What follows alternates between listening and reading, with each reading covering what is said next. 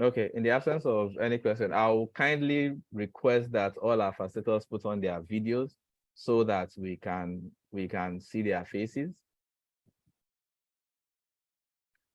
Thank you, Gabriel.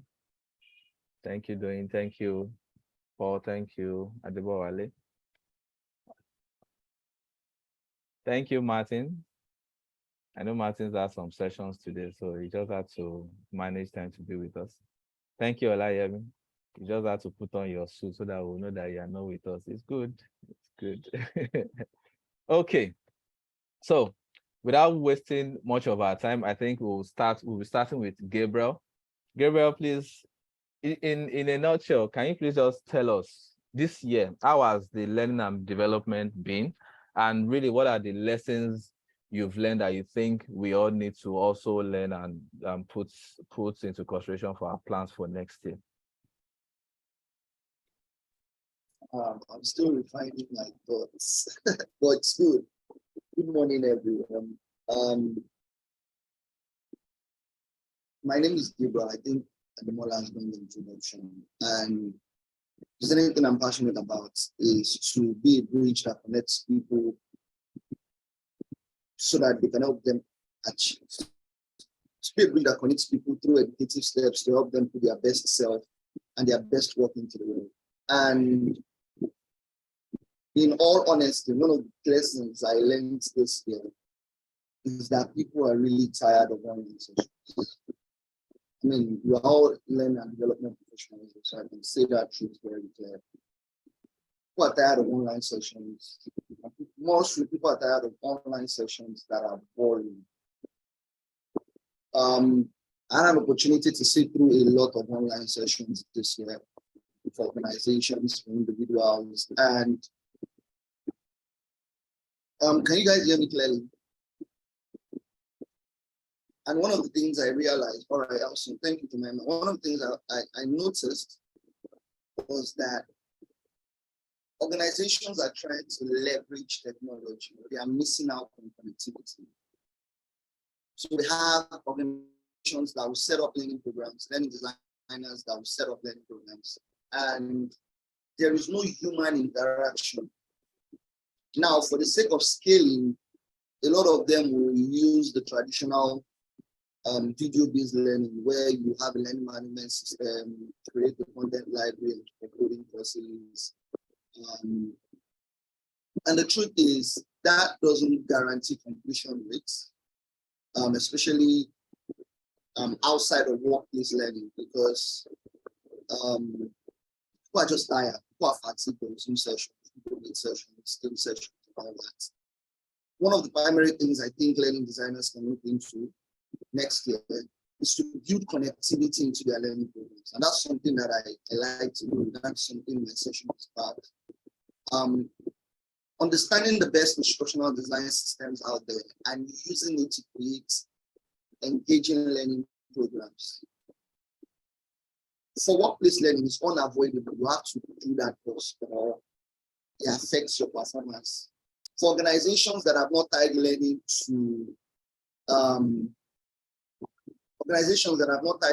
to their key performance index or OKR measures for measuring performances, I think that if you're a learning and development professional, you should look to doing that next year. Tie learning to the half of the year learning performance or quarterly performance review, so that there is an higher completion rate. If you don't do that and you leave it open for people to just learn, do not learn. Because one, some of them are working remote and their sessions are online. Some sit in meetings for 1 hour, 2 hours, 3 hours, 4 hours. We still want them to go and sit and learn in a liveless learning session. It's not going to work. So for you to have high completion rate next year, tie learning to performance and then reward learning. So don't just tie it to performance. And you can put up bonuses. And I say this for people for those of us that are departments as part of the people and culture HR department. You can speak with the HR business partner, let them know that, see, learning is covering probably 35% of the organization. And I think that we should reward learning performance. So there should be quarterly bonuses. It doesn't have to be cash. It could be extra data. It could be 20 gig worth of data for completing 5 courses you're supposed to complete within the quarter. All those things would encourage learning. Why? Because let's not forget, it's human beings that are learning. And to be a better salesperson, a better people's person, a better learning and development professional, you have to understand human behavior a lot. And you have to build your learning programs to suit human behaviors. So humans will react to 2 things. They react to rewards and they react to consequences. So as opposed to going down the consequences line, you can tie rewards to their learning. So I've said like 3 things: tie rewards to learning, aim for connectivity other than just creating courses and dumping them on the learning management system and expecting people to just do their learning. And then the third thing I would say is, I think that a lot of organizations, what I want to say is a lot of money. Can we aim to also build better learning management systems that can connect to various learning tools? So I know that due to budget, organizations build their own bespoke learning management system and put courses on it. I was speaking to a friend in, I think it was Deloitte, and they have this learning management system that helps them learn from any other learning provider in the world. It's like a Google for learning. I think she called it Honor. I can't remember the name. You go on it and you Google, for instance, you can say you want to learn about performance management, and brings out performance management across Coursera, Udemy, LinkedIn Learning, virtually all the learning providers out there. I think that's something we can also aim to look at if our organization can afford it. And finally, I would say that commit to learning. Commit to learning. Like, when I say commit to learning, you need to really understand online learning. Forget what 2020 did to us, that everybody had to just jump online. You need to really understand the online learning platform. You need to understand learning experience platforms. You need to understand learning management systems. You need to know the difference. You need to understand the various kind of learning management systems out there. You need to, I'm very big on fundamentals. You need to understand what is online learning, what is e-learning, what is mobile learning, what is macro learning. You need to know it. It's not just creating a course and putting it online and you say you have an online program. You need to understand human behavior. You need to really, really, really commit to learning. And I feel like if you can commit to learning and you can seek to reward learning and also aim to build connectivity as opposed to just leveraging technology. And I think 2023 would be an excellent year. Cheers, guys. Thank you very much, Gabriel.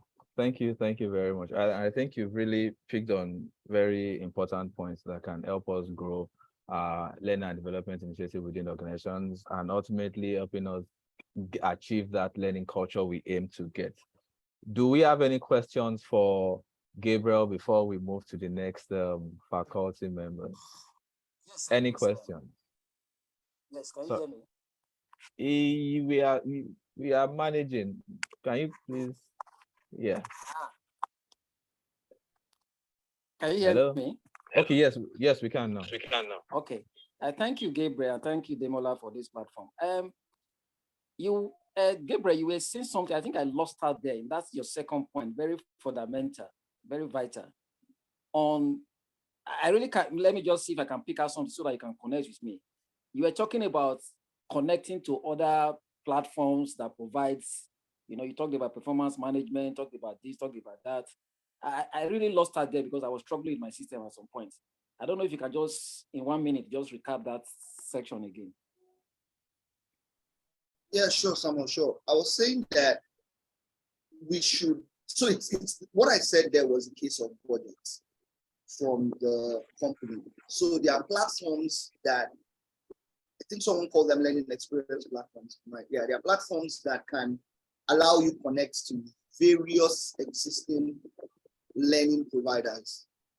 Okay. I'm sure by now we know that there's a difference between learning providers and learning management systems. They're not the same thing. They're two different things entirely.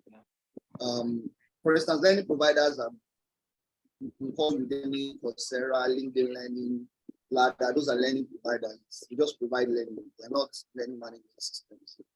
So I was saying that next year it will make a lot more sense if we can have a learning management system. Maybe somebody here can build it. Or if you have the link, you can connect us to it from the group. A learning experience platform where you can, from it, connect to various learning platforms. So the organization pays for access to Udemy Business, Coursera Business, LinkedIn Learning, like 4 or 5 workplace learning platforms. And then you don't need to have accounts to all those platforms. All you have to do is log in from the learning management system and then sort of search for the course you want to learn or the skill you want to learn. If you search for that skill, the platform automatically goes through those 6 to 7 workplace learning platforms that the organization has pre-registered on, and then it selects various courses from them. So from your search results, you would see performance management, for instance, by Udemy, performance management by Coursera, how to run performance management by LinkedIn Learning. I feel like with that, your organization and the team in the organization will have access to various kinds of learning from various learning providers. It's like an aggregator of, so it's a learning management system that aggregates various learning providers into it, as opposed to the kind of learning management system the organizations have now, where it's just the organization, and then they have to spend so much money on creating the courses, and course creation will take like 2 to 3 months to finish. And then you have to create like 10. And when you create 10, you have to put the 10 on the platform. And with that, your people cannot start learning immediately, because you have to use the first quarter to create all the courses. And then by the second quarter, the organization is learning. That's what I was talking about. I think that's going to be a big trend next year. Awesome. Yeah, Awesome. that's it. Awesome. Thank you, Gabriel. Thank you. Thank you very much for that explanation, Gabriel. Martins, you said you have, and okay, so just before Martins, Paul has shared some examples of the content aggregators or LXPs, as we might call it. You can always check them. Go1, OpenSystem. I think Percipio is also an example, but yeah. So Martins wants to add a comment to it, and then we'll go to Adulojo, and then we'll now go to the next speaker. So Martin. Okay, thank you very much. And this is something about what Gabriel mentioned about learners and motivation. Now, I think we as instructional designers, how far can we motivate learners to learn? That's a key question. Now, Thomas Gabriel, in his book Competencies, implies that if you're creating learning, you're created for a learner who is already motivated. So one, then, and I'm seeing what might be happening maybe in 2023, that people become more curious around some subjects and they want to do self-directed learning. So as us as an organization, we need to be able to provide learning in various areas that learners would want.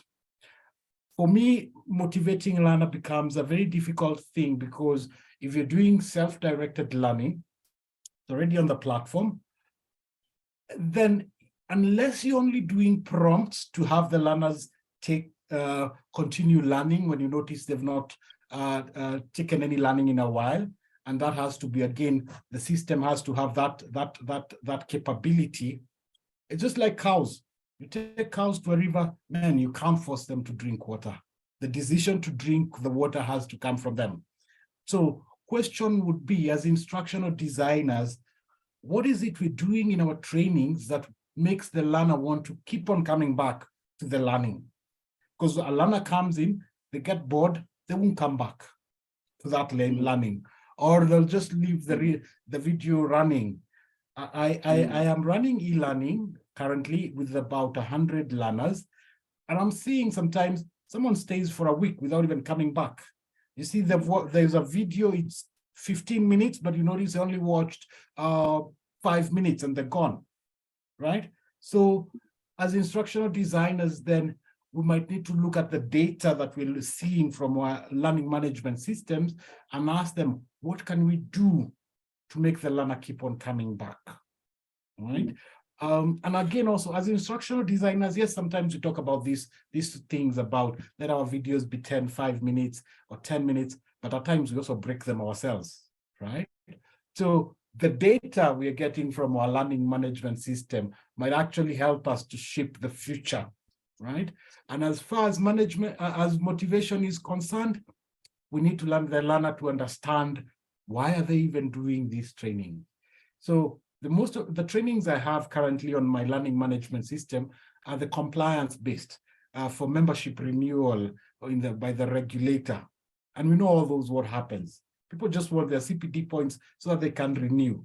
Now, if you bring it to corporate learning, internal learning, then we might need to tie the learning to performance. And if you're doing that, as Gabriel mentioned, then we need to have consequences, which would be reward or tied to some kind of reward.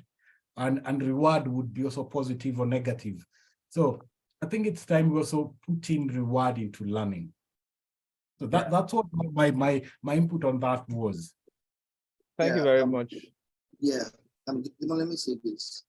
Martin is very spot on. I think the problem with completion rate is something that we would have to battle for a while. Learners' motivation, something we might need to battle for a while. But I think we need to reward. So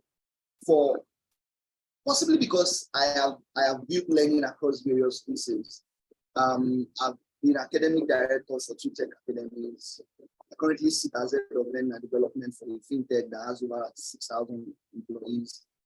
One of the things I've realized is that reward is important. For learning that is not workplace, you could reward them with extra points, you could reward them with coupons for them to access another learning on your platform. So if they complete maybe a module in record time, there's a reward for them to get maybe 1 bonus points or something that can help them access a course on the platform at another time or at a certain discount. Internally, if it's workplace, you have to, of course, like I said, type bonuses to it after their quarterly reports. I also think that a lot of learning providers do not put context into their learning. So somebody wants to learn how to run, I keep using performance, I don't know why. Somebody wants to learn how to be a proper performance manager. The person joins on the training and there is no context. The introduction is bland, just there, and then courses begin, and then he's learning, and there's no connection. He cannot see a reason why not completing our course will affect him as a performance manager. So there has to be context before the learning begins. Context, it says that we have to put them in real life situation and help them see that if they do not finish this course, then this is what is going to happen. This should be at the beginning of the course before the introduction. And then that sort of helps them out. I think I'm taking too much time, so Thank you very much, Gabriel. Thank you. I think Adeloju has a question or a comment, and then after Adeloju, we move to the next speaker, which is Olayemi. I want to say something about the rewarding part of learning. Number one thing, I like it, but actually I don't like it. So I will give you a context. When I resumed in my workplace, that was the first year, because I'm coming from a different environment to a newer environment. So the first task my manager gave me was, in my department, we go through what is it called, processes. Before we do anything, we have to go through, we have to write down the process and go. And coming from another environment, we don't have processes. So you're given a task, then you kickstart the task, and you will say you finish the task, because that's the main goal. So I was assigned a particular course, that's the PMI course, to go ahead and learn Six Sigma from scratch and ensure you earn the certification. So for the rewarding part, I would say there should be a particular rewards to give to an employee. Learning should be more being tailored to a need. And I noticed that most of the L&D managers, we don't really work hand in hand with the managers in different departments. It should be more of we going to these managers that, for example, instead of deploying a general training across board the whole organization, why don't we do more like you mentioned, Gabriel, performance? So you go through the performance of the year. When we work with the HR, you sit together. Okay, where is Adebowale lagging behind this year?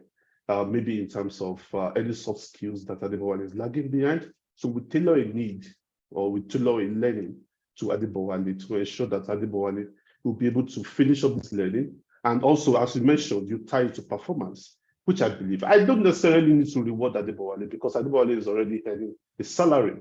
So for you to be able to grow, I would rather give you a learning plan tailored to your need, which I noticed you're already lagging on your last performance, and ensure that if you don't pass this program, and after you going through this training, and I need to see the implication, what have you done so far?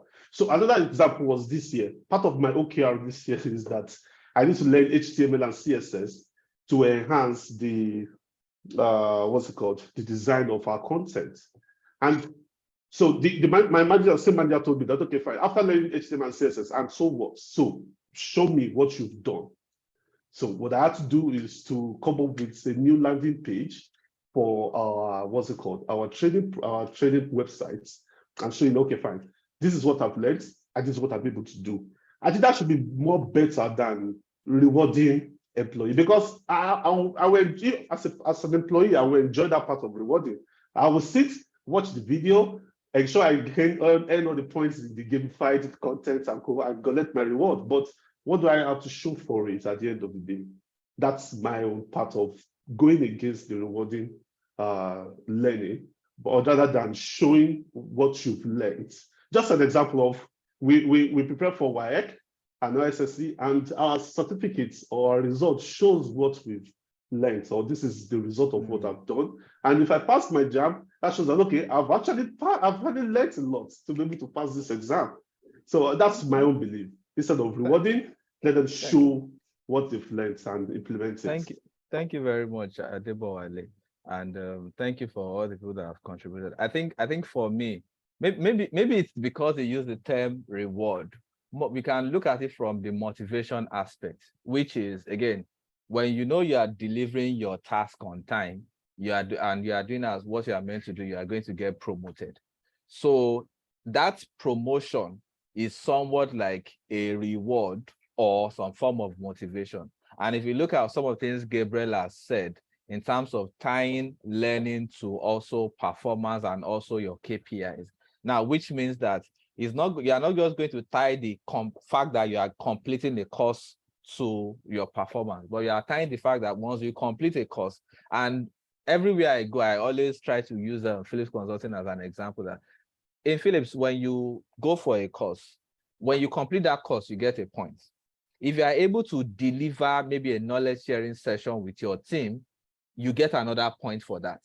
If you are able to show proof that what you've learned, or you use it to do X, Y, Z, you get another point, which is added to your appraisal. So they might not necessarily give you a tangible result, but you get an improved appraisal score, which will ultimately end up improving probably your chances of promotions and all.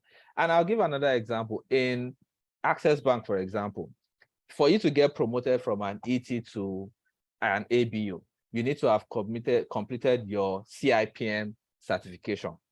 Now, that is a criteria. It's not an option. Once you're in ET, if you want to go to the next level, you need to have that certification. And that's why you have a lot of them having the ACIB certification. So it's one of those things you tie to, and then the reward might not necessarily be that tangible reward or something, but things like the performance bonus, the promotions and all, those are also forms of rewards that can be looked into. So that we don't waste much time, we'll move to the next speaker. Olayemi Olatunji. I know that based on the schedule, Adebola was meant to go first, but he'll be going third. So Olayemi Olatunji, please unmute sorry. your mic. Yes, please. Hi, James. Can you hear me? Yes, we can. So was Adebola meant to go next? No, you are going next. No, it's Adebola. I like Adebola's red shirt. That shirt is really nice. Please go next. So I'll let him go next. Okay, anyways, so I think in fairness, so I think so far I've been getting quite a lot of things from everyone. I was even just chatting Jackson beside that. At the rate that Gabriel and Adebola and Martin have shared, I'm not sure I have anything left to share. Interestingly, but I think it's been an interesting year. So I'm going to borrow a few points that Gabriel, Martin, and Adebola has already shared, and I think I'll crystallize them into 3 key points for me. So it's going to blend in the lessons and also where I think there'll be an uprising next year and where probably as L&D practitioners should pay attention to. So I think let's track back a little bit. And COVID was a very pivotal year for L&D. One sort of reshaped a number of our L&D experiences. And there was an hyper rush for the adoption of digital learning. It's still a little bit back there. I think for Nigeria, for example, it was just last year that we were out of the blues, and some other countries in Europe was just sometimes early this year. And I think that goes to the very first point that there's quite an evidence of a lack of enterprise cohesion in the execution of L&D strategy. And what I mean by that is when you check the decision to adopt what, the decision to execute what, the decision to reward what, the question is always, is everyone pointing to the same direction of what we're trying to achieve? And I think that goes back to the need for L&D practitioners in the next year to focus on strategic planning even before execution. So I think it always helps to ask why, what are we trying to do? So it might not be the question of an LMS, it might not be the question of an LXP, but you realize that in understanding what in the short term and long term, and I think that's also the discussion that L&D practitioners to pick up, because ever than not, a lot of economies are going into an undefined recession. So which means that people might brace up and start cutting costs. And the question is, how is an L&D practitioner positioning himself as a value center, otherwise than a cost center? So I don't think 2023 is the time when there should be a discussion about how many completions we need to. The discussion should start off in how is L&D going to help the business stay afloat? And I think that's where the critical value discussions come from.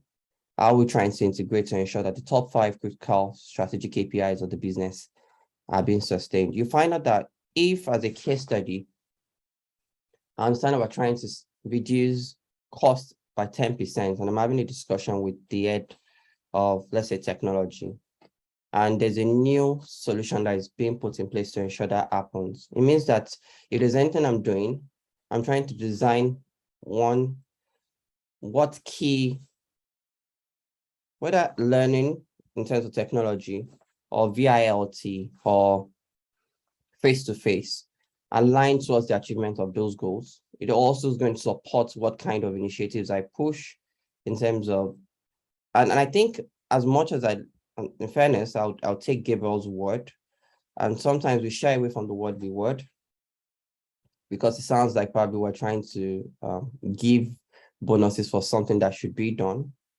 But when you sort of track back and realize that adults cannot be coerced to learn, I think that's one basic principle in andragogy. You find that it's also requisite for a cohesive enterprise strategy that you incentivize the culture you desire. And whether you're using performance to give bonuses or you're ensuring alignment to KPIs or OKRs, or putting it as criteria, you should always realize that culture will eat any form of strategy for its breakfast. And it's so bad that I'm sure most of us have been, I'm careful to use the word banks, where one senior manager is going to call some of his employees to come sit at the back of on his chair when it's deadline for compliance and tell him to fill all the answers to submission.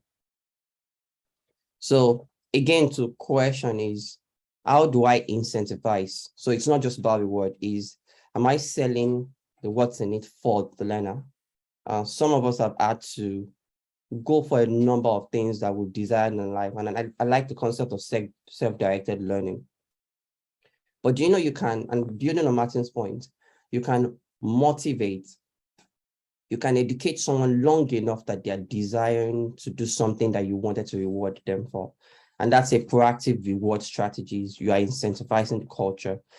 And the question is, when I find enough of the traits I desire, am I getting top management to pay attention to them? Some of us, there's a disconnect between what top management says about how they want to drive learning and what we execute at the HR level. And as long as that continues, you find that people do not think that that's the kind of culture the business wants.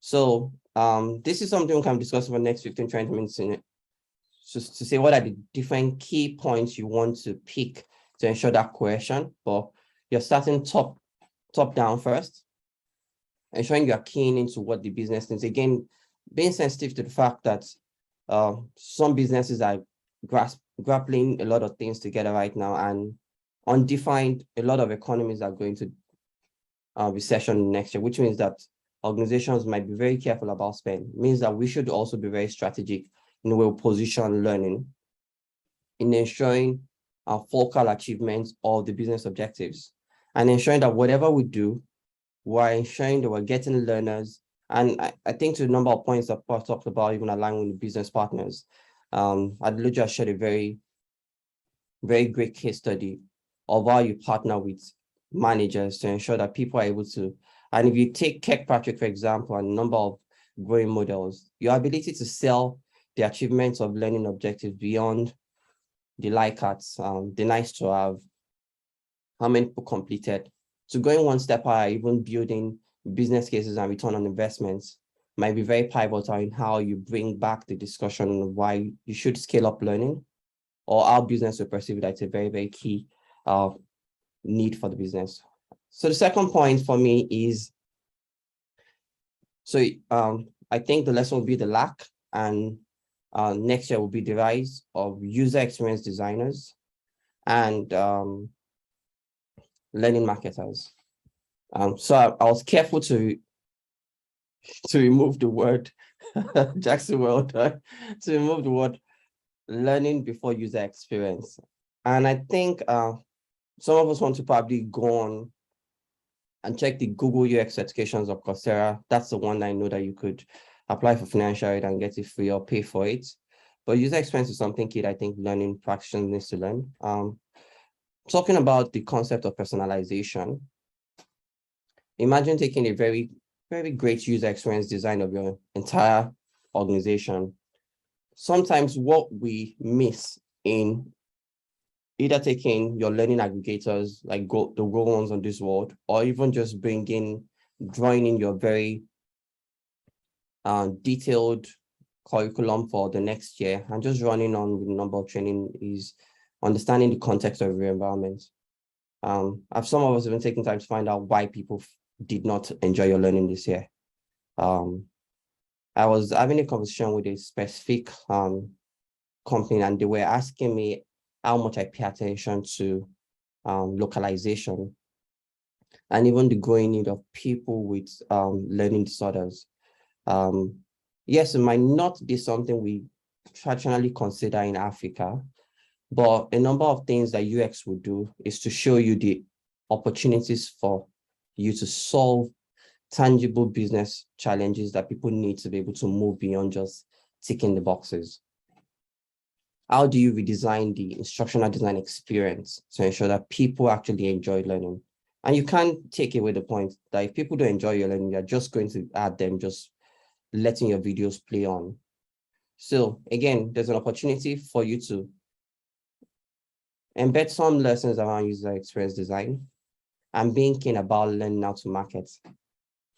If your MTN or your Samsung wouldn't release the next flip phone without doing a lot of selling to your emotions, why do you just dump learning on people? So again, there's an opportunity, then I think something 2023. And I think for the last point is the rise of immersive learning.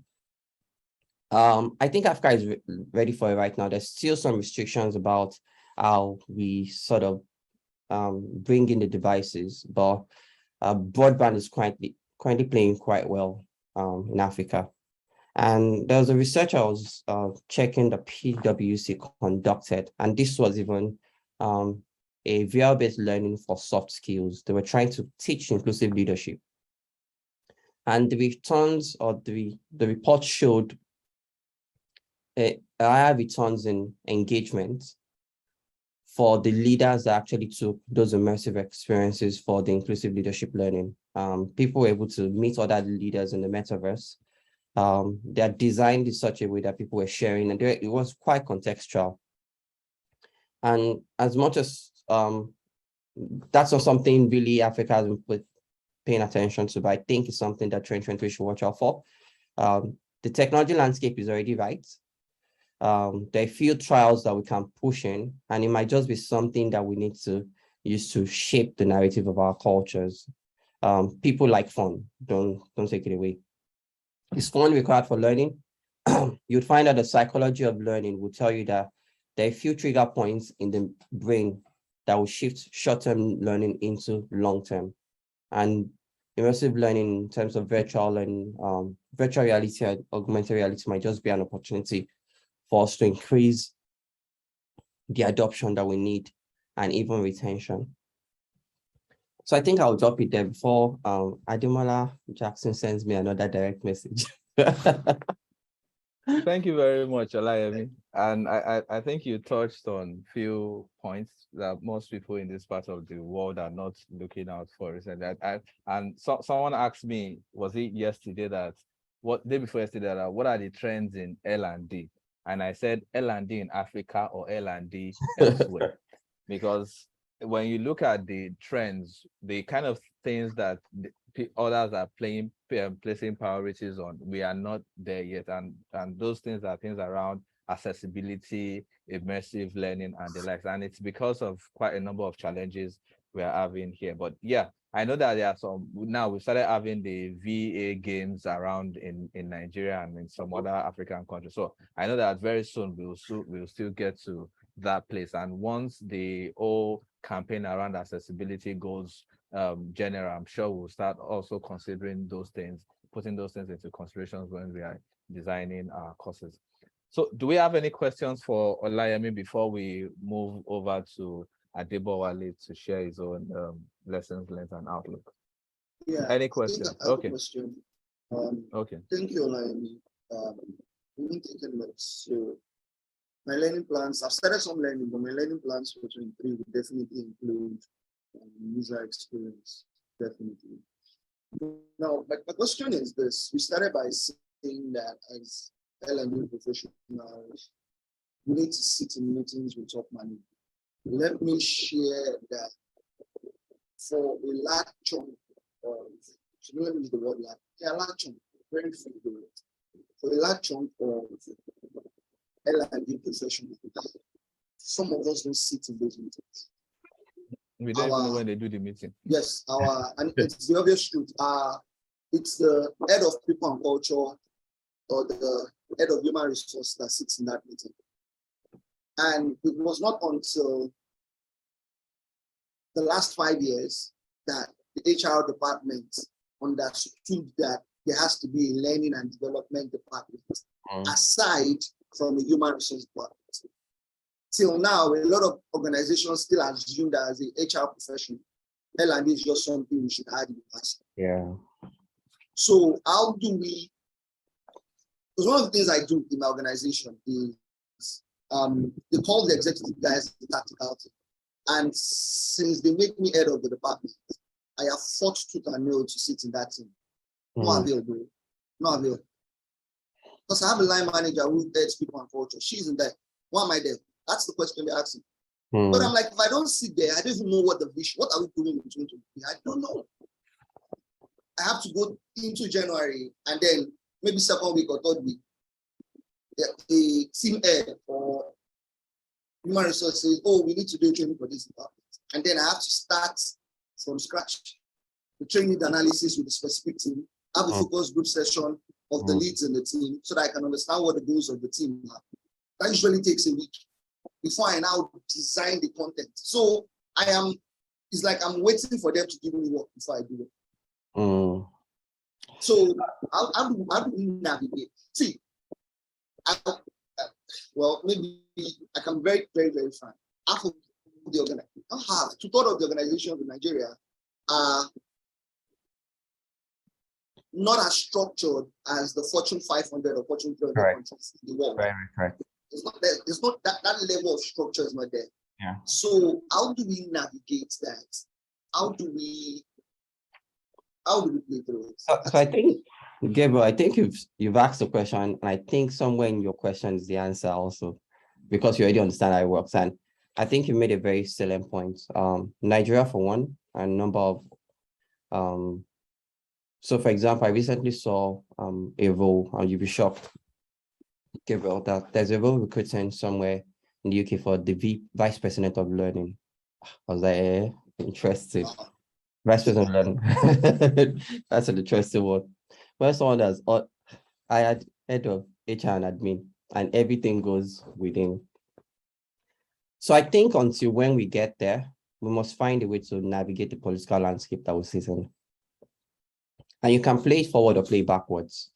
I'm hoping also that we, and again, I'm careful about the word politics, because sometimes you might find it very, very responsive. The word responsive as someone with agile, head of people or head of HR, who finds the need to have the representation of L&D and other key parts. Because in fairness, also you find that even beyond L&D as one of those transformational objects, you find that the engagement is also one thing. The Japa trend, for example, is also an evidence of, and in fairness, you find that there is that cascade of the environmental or economic situations, even into the workplace. And engagement, workforce engagement needs to be one of those things that needs to bridge to ensure people, will you be even interested in L&D when you get home, you're going to go queue for fuel. While you're taking that lane, you're thinking of how many kegs you're going to carry to the fuel station. So there are other very key parts, but the question is, how do we become an intrinsic voice, a very critical voice, even for the people who work with, till when we get a seat on the table? And when you play it forward, is how are you having those critical reports that show the need for people to pay attention to it? Because sometimes you might not get yourself in the room, but how do you drive the conversation with that person who sits in the room to say, we need to have a strategic session with the finance division and get a sign off on the SLAs that we need. What are the opportunities for us to key into that guy's strategic KPIs? So if he's supposed to drive sales by 10%, can we have him what the behavioral indicators he intends to see that will ensure that the business can cut down 10%? And you say, you know what, in that case, we hope that 70% of our own learning initiatives will help you drive 50% of the results you need in sales and finance. And you sign that off. If you help that your boss win in L&D, it's certainly going to pay more attention the next year. So I've sort of summarized into the word navigating the political landscape. Yes, that person might not be matured enough, but how do you play the person to see the need to help the person achieve the results? And I would say put billboards around those results. Less on the intangibles, more on the tangibles. And I always say that imagine that the report you send to top management via your head of HR is that 50% of the sales that was achieved last year was driven by 5 courses you ran. And these are the behavioral indicators. These are the managers that commented. And tell me we will not get that same budget next year or more to be able to shape up. But sometimes we stop at just saying that we trained 100 users 50% of them like the course, and so what? But if I say that 70% of this training achieved 30% of these results, who's not going to pay attention to me? So if you play backward, you realize that reporting and deep metrics will help you get the attention. And if you play forward, you manage the political landscape till when you get the attention that you need. Okay, thank you very much, Yemi. And I think Doyin has his hands raised. So please, Doyin, your question before we move to Adebo. Yeah, I think Olayemi is really hitting it big. Olayemi, well done. I mean, I must say that that's the approach. That's the approach. I mean, sequel to the question that I think Gabriel asked. There's a session I did some months ago, and I asked the question I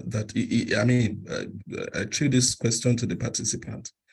That is your senior management team asking questions about the business impact and return on investment of your L&D's work. About 99% of the people on that call said no. And I said, there's no way you can get a seat at that table.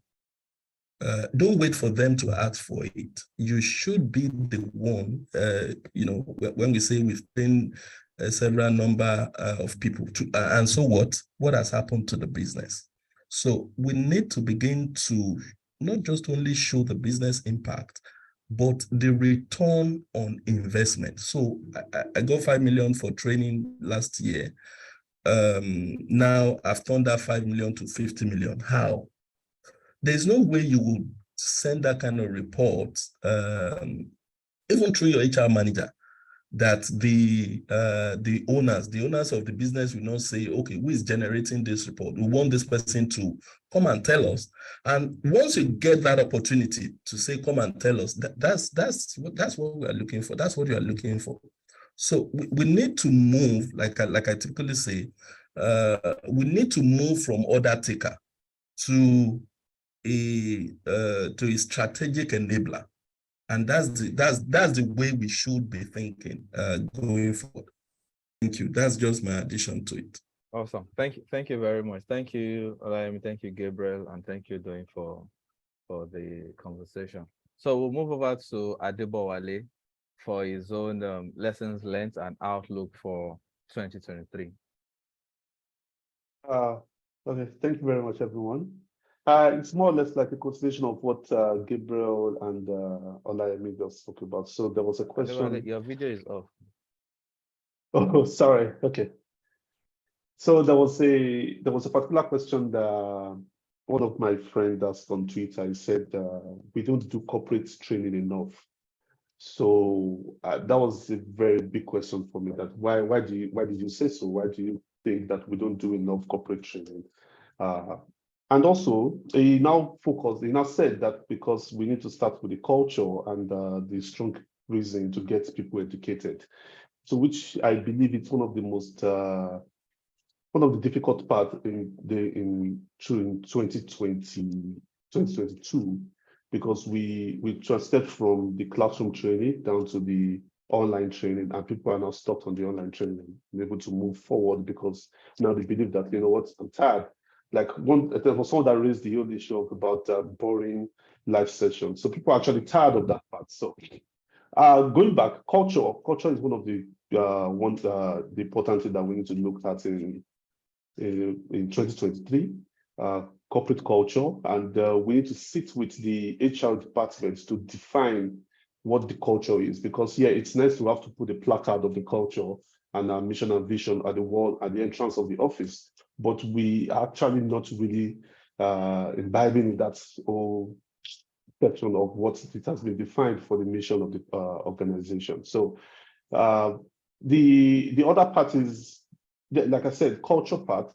The cultural part is how do we help the organization to grow, not just the nice to have training that we deploy across the organization, not just it's my duty to be the L&D guy, but now most of our duty now that the organization doesn't really realize is that the L&D officials are actually the driving force. So in my organization, it's not actually together. It's we call it capacity building, because we train network engineers across Africa. So we in 2016, my HOD was asked a very vital question. Now you spent over a budget of $150,000 every year to travel across Africa to train network engineers. We've not seen any deployment of IPv6 on their networks. So why are you wasting the resources? So, yeah. exactly. Why are you wasting our resources? Because Yeah. it was a question that was asked in the conference. It's every year we allocate about $150,000 or close to $200,000 to fly all the trainers across Africa to train network engineers on IPv6. But most of these organizations, they actually don't deploy it. And there was so after that time, after the conference, we went back to drawing board. We did a session together. So we now realize that, yeah, we've trained these guys. We've done our due diligence to do a free training for these guys. But there's something hindering them from not deploying the visits. We have noticed that it's actually their managers. So the managers are the blockers. Yeah, you go for the training, it's nice to have, but the managers are the blockers that actually blocking these guys from not deploying the visits because of the fear of the unknown. Why should I deploy? Why should you deploy visits? Because the V4 is already working. IPv4 is working. Why do we need IPv6? So what we now did is that we now have to strategize to do another training for the IPv6 for the managers, which is separate training, a corporate separate training for these guys. We tell them the reason why you need to deploy this, it to save the organization, to cut costs for the organization, and so we have to go through another retraining for the managers. That's why I mentioned earlier when I was trying to buttress Gabriel's points about us working with the managers. It's very important. Yeah, not just us sitting at the board or during the management meeting, but we need to closely work with the managers in 2023. That will help to drive the culture of learning across the organization. There's a big opportunity for us. We're in December already. Most of the organizations are running their performance review and appraisal at the moment. This is the best time for us to sit with the managers to collate all the data from the performance appraiser and for us to be able to analyze this. Then that's my third point about working with learning data. The data we have around that can help apparently enforce learning or form a learning culture in our organization in 2023. So we can we play with the data of the appraiser this year, the one we have in December at the moment. So by next year, then we can now see that between this next week and end of December, for those that have finished the appraisal and those that are planning to maybe do it in January, we say, okay, fine. When I'm working on my budget for next year, this is what I'm actually going to do. So in turn, it's going to be more of a personalized training for 2023, more than the general training, because now we can actually tailor the need of training to individual. There are some individuals that actually don't really need online training. There are some that actually don't really need the classroom training. But there are those that actually what you need to do for them is just one-on-one session. Maybe two weeks or 3 weeks one-on-one session with these guys, and that's it. So like we all know that learning comes in different forms. So it's an opportunity for us to go through, to have this as an opportunity to see that we take advantage of the data of the performance appraisal and fit into our budget next year, then we are good to go to deliver. So lastly, I think I've touched base, culture, data, and then the working alongside the agile part, that is agility in terms of working with the managers to deliver, to form that culture and the data part. So brief, that's what from my own end for 2023, but that's what I can. Thank you very, very much. Thank you very, very much, Adebowale. I think before you even finish, Taufik has raised up his hand. So Taufik, please, you can go ahead with your question. Yeah, thank you so much. You know, when I came in, I met Gabriel speaking, and Adebowale too, he spoke. I mean, maybe answering some questions. So when he was speaking, he talked about, he inadvertently answered my question, actually, because in my head, I was thinking, what if L&D has done the training and they did it well, and yet nothing seems to be happening, no change, nothing. So what then should be done? You know, so, well, he made mention of some things which in my, well, what I just wrote out here from maybe from my thinking and also from what he said, you know, systems audit can be a way we need to look at it. That, okay, after the training and everything, nothing seems to be happening. And I think that was what they did that helped them, give them that insight into the problem from the manager, you know, systems audit, culture audit, and even learning outcome audits.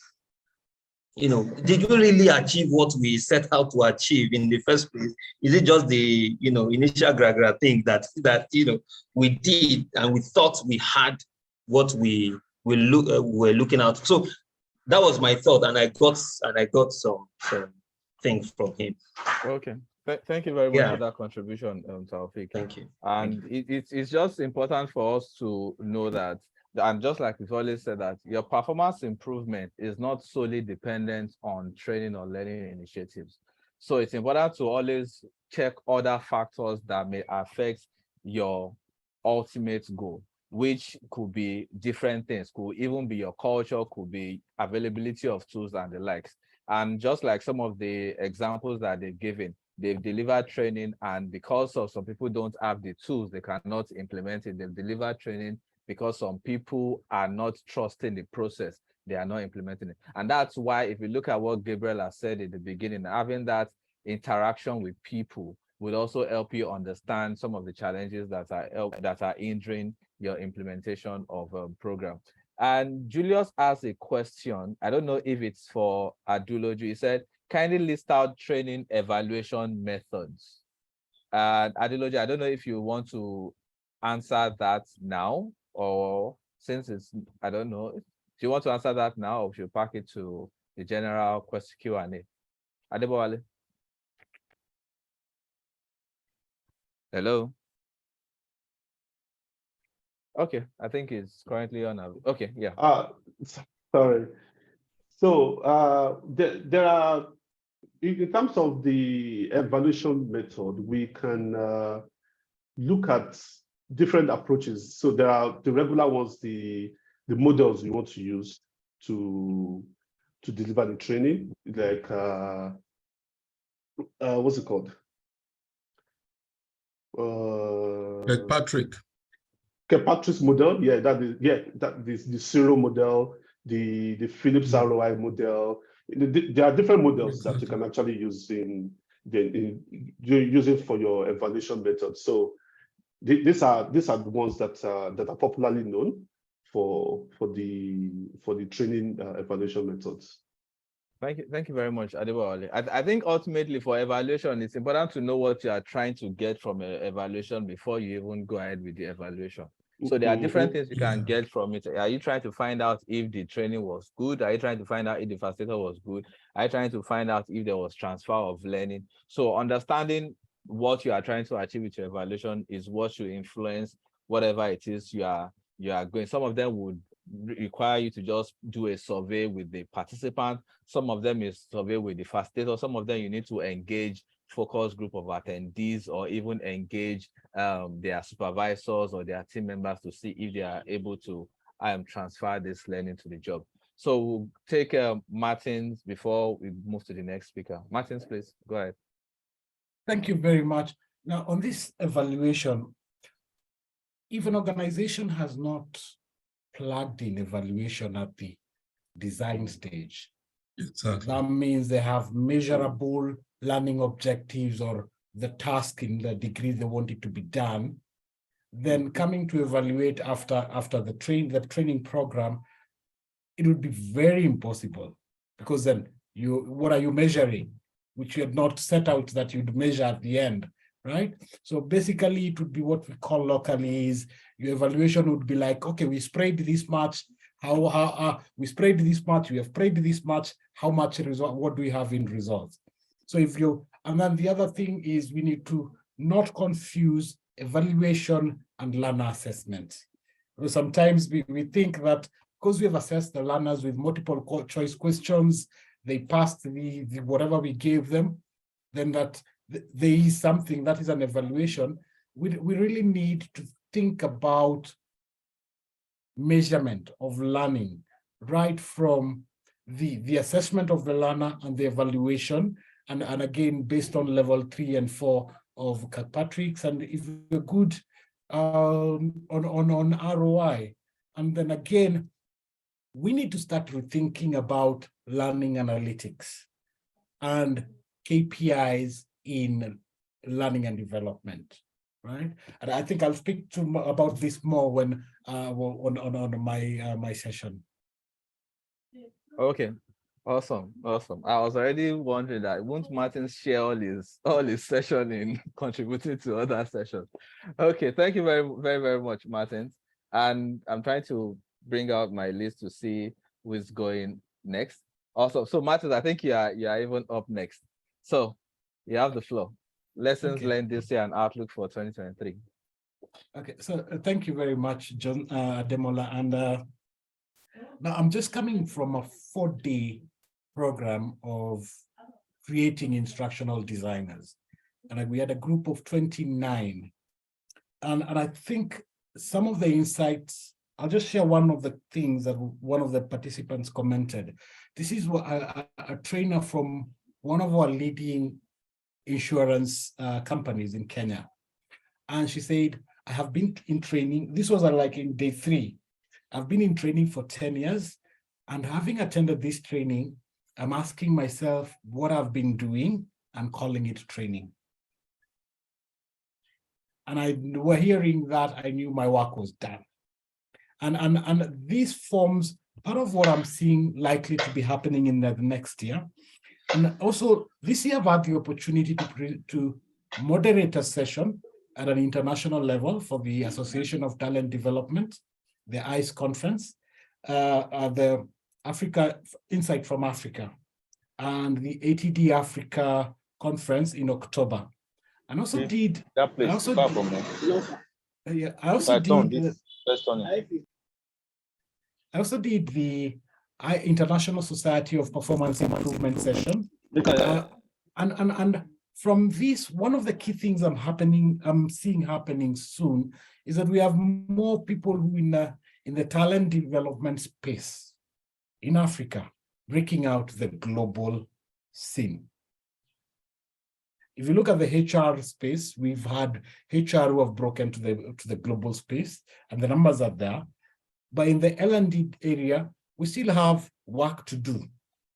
But then to break to the global scene, then it's like what are we taking in the table? And I think we're developing that talent, and we might see more of those results in the coming year. The other key thing I'm seeing is the increased adoption in learning technologies, right? I think the most common learning technology we've been using so far is PowerPoint, right? And now as we move on to e-learning, and here again, one of the demonstration I showed guys was something from some guys who specialize in a PowerPoint, Brighter Carbon, and guys were like, this was done in PowerPoint? And I was like, yes, this is done in PowerPoint. And they're like, no, I didn't even know that PowerPoint has these kinds of features of being able to animate. So one of the things I'm seeing is the adoption of learning technology. And this might specifically be also in the areas of things like Articulate, Storyline, Captivate, in designing learning. And this might be helpful in more organizations adopting e-learning, such that and also it's good for us in L&D. The trainings we actually don't need to have face-to-face. We can sort them out in e-learning, and then have bigger budgets for what we'd call the high-level kind of training. Sort of like we're doing an emotional intelligence course. We can make it available to more people in the organization, by providing it as e-learning. And I'm seeing that would be one of the trends that would be happening in 2023. The other key thing is the demand for high quality learning. Now, here again, when I look at high quality, I'm looking at in terms of how are these trainings designed? What outcomes are we getting by sending our people in these trainings? Now, locally in my country, I know there are two reasons people go for a training. Now, it depends whether you're government or private. And I'm seeing also that changing. If you're in government, your key drive is your per diem and you're being away for a brief holiday. And I normally see it in trainings. If I got a training and I had more government guys, honestly, sometimes I see how that's likely to go. So what I'm saying, high quality learning, we will need learning that actually, number one, people see the need for. That this actually is a skill I need to learn. And now the transfer of skill will also have to be embedded in that learning program. It's not just come, do your PowerPoint presentation. Basically, an improvement in use of instructional strategies. Because right now, what we're doing mostly is just tell, and ask. I see that changing so that we can have maybe an introduction of do as a part of the instructional strategies. The other trend I'm seeing that will likely happen is the increase in trained instructional designers. What do I mean that? What do I mean by that? Most people we have are what we call instructional designers. And I'm seeing if you look at the jobs, and this is based on the jobs as I'm seeing them advertised.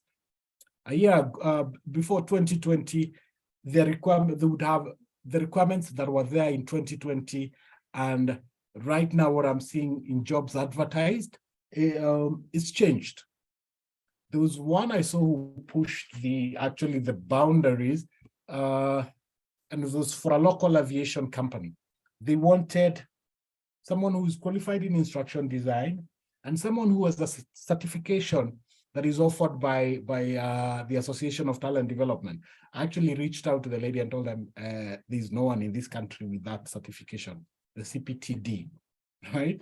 And our organizations are also looking out, what do we need for people who are in instruction, who are in our L&D? What skills do we need? I'm also seeing organizations asking for performance consulting for people who are going to be in the L&D department.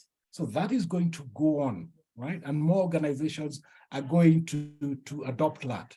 But again, now the danger there lies in organizations asking for the skills that we've not developed or for qualifications that are not locally available. There's no learning institution across Africa that does instruction design, possibly maybe at a PhD level, yes. But then, so that might also contribute to the learning programs that we have available for instructional designers or people who want to go into learning and development. I'm yet also to see an organization that is training around something like articulate storyline, right? Which are skills that are required. And I'm seeing that is likely to start changing, that you have organizations locally that are training in things like Captivate, things like articulate storyline. The people who we have right now in this market, most of them are self-taught, right? And we all know what happens when you self-teach something. Yes, you would be better than anybody else in the field, but if you're to compare with best practice, we might find there's a gap there. So I'm seeing the increase in demand for well-trained and highly trained instructional designers. Then the other thing is an increase on the demand for L&D. So you're a department, as an organization, we are funding you. Why are we doing that? Is it because in every organizational structure, L&D has to be there? So L&D will have to prove its value to the organization. And this might lead to adoption of talent development principle reporting, where where I was talking about learning analytics and learn analytics, and key thing, relevant KPIs for L&D for various levels in the organization. Now, when organizations adopt such a model, we'll see a trend where where L&D departments will now move from being more of a support department to commercial departments. Example is, we got a budget of 100 million, right? And with this 100 million, from the learnings that we developed, we helped the organizations achieve this much in revenue. This was our impact as an L&D based on the budget that was provided for us. Thank you very much. So that's what I see, those 6 key points.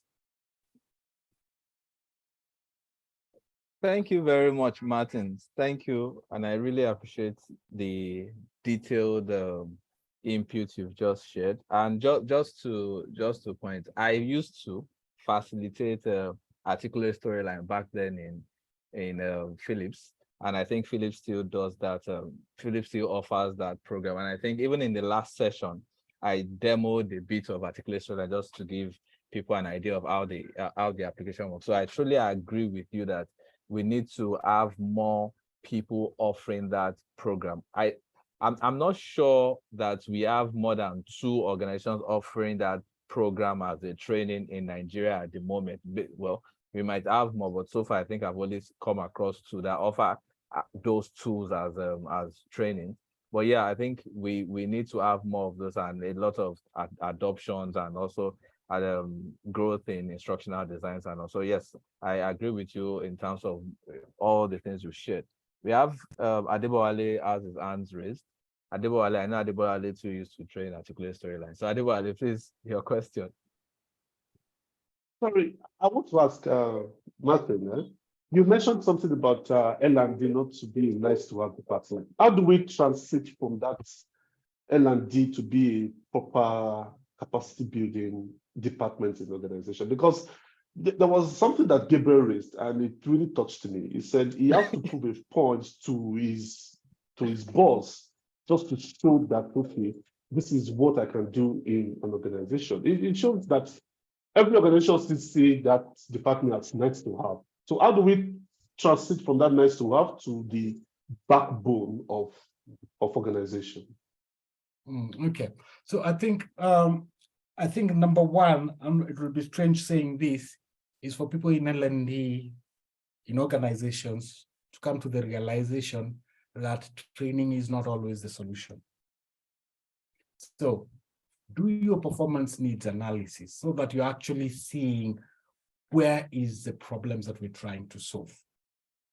Most organizations, L&D department, it goes back to a trend that we'd seen in the past. In hard times, in hard financial times, the first budget and the easiest budget is the L&D budget. So L&D teams need to know what is their strategic input into the organization, such that we're able to divide our trainings into strategic kind of trainings that will support strategy, execution, achievement, and the kind of operational trainings that, well, we need people to be able to perform these operations better. And that's how we can be able to be a stop being a nice to have department, right? Because if you're nice to have is because you're there and you're being tolerated because every other organization has an L&D department, then we also need an L&D department. But then now we become a department that the organization says, how is L&D going to support us to achieve these strategic objectives that we have, right? It goes back to what is the true purpose of learning, or what is the real purpose of learning to improve performance? Once we're knowing as organizations, how are we plugging into the performance of the organization, then we'd stop being the nice to have departments. Thank you, Martin. Yeah, thank you. Yeah. So and you also mentioned an important point there, because again, as an L&D department, your role is not only just providing training, and that's why it is important. You are helping to bridge a performance gap. So if what you do is only training, and that's one of the reasons why organizations would easily cut budget of L&D, because if for any reason an organization is meeting targets and no training has been deployed, the question now is, so what are you there for? What are you doing? We are meeting our targets, so people don't have that gap. But if you are also able to bring in skills that show that you can help improve, so there we are meeting target, but we can definitely do better, or even identify those challenges that might not be L&D related that are affecting that performance gap, then those are also some of the skills you bring. And that's why you hear that as L&D professionals, some of the skills you bring on board, or you need to have a performance management skills, consulting skills, and the like, because all those things are not only to help you deliver good training or good learning initiative, but to also help you support the business. In some areas, they even talk about having business acumen. You know where the business is going, you know where the business is, and you're able to come up with initiatives to help bridge, to help achieve that goal. So those are some of the things you'd also need to bring up. And when you start having those conversations outside an L&D, just a typical training perspective to coming up with business ideas and all that L&D fits in, then you probably or most likely have the ears of the executive. So Paul has his hands raised. We'll take Paul, and then before we move to the next speaker, which will be Adede. So Paul. Yes, I just wanted to add to your point that one of those initiatives that will bring you to the limelight is branching out a bit to what I would describe as organizational knowledge management, right? You know, I mean, so most times that is a gap that I've seen in a number of organizations, okay? So there is the training, there is the learning, which is, okay, go and learn, you know, I mean, skills and so on.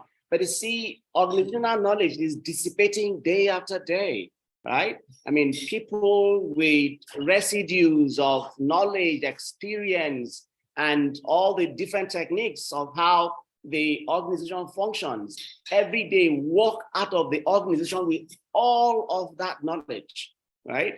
So I think that, you know, as learning professionals, we need to get interested in knowledge management and begin to look at how can we help our organization, because I see knowledge management as almost like your business continuity planning agenda, you know, because, you know, I mean, people can leave, but if the organization's knowledge has become a resource that everyone can have access to and not search forever, go to organizations and what you see is piles and piles and piles of documents and papers and things, you understand? So you're looking for one little piece of information and you're searching forever in archives upon archives. So I think that is, one initiative that if we focus on, it would also show value instead of just only focusing on capacity development for the people within the organization.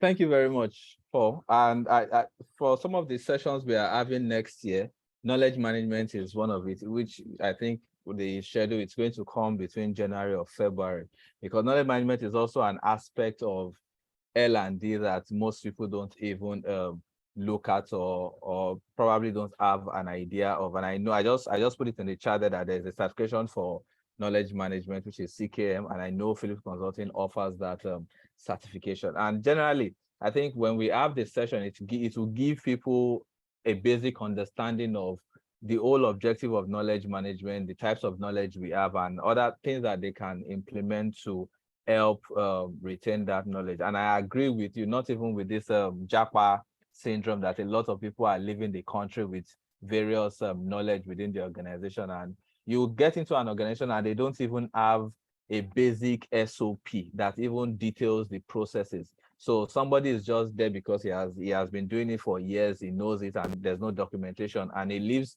and then somebody else joins the organization, then you have to start looking for how to manage the process from scratch or things like that.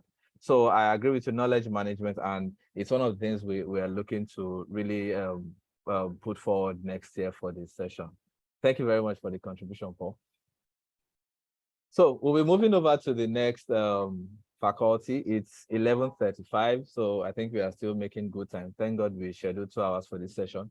So Adedoyin, over to you. Lessons learned in 2022 and what we are looking outlook for 2023.